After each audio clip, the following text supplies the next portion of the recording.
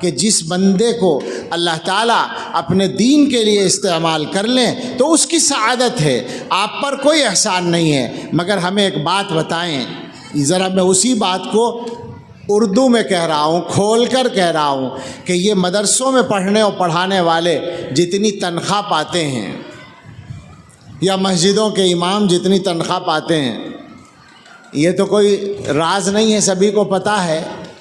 اور میں یہ بھی کہا کرتا ہوں، چھوٹا منہ بڑی بات کہہ سکتے ہیں آپ، لیکن کیا کروں، جب بہت سی باتیں نہ کہی جائیں تو کہنی پڑتی ہیں۔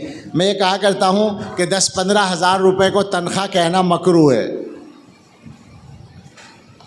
اور مکروہ تحریمی۔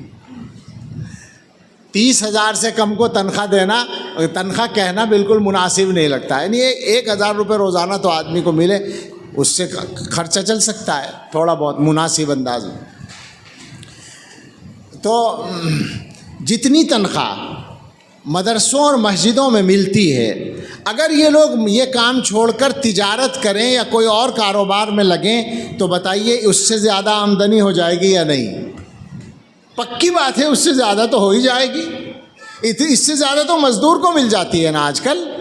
ہمارے یہاں مستری کے ساتھ، یعنی وہ جو تعمیر والا ہے، اس کے ساتھ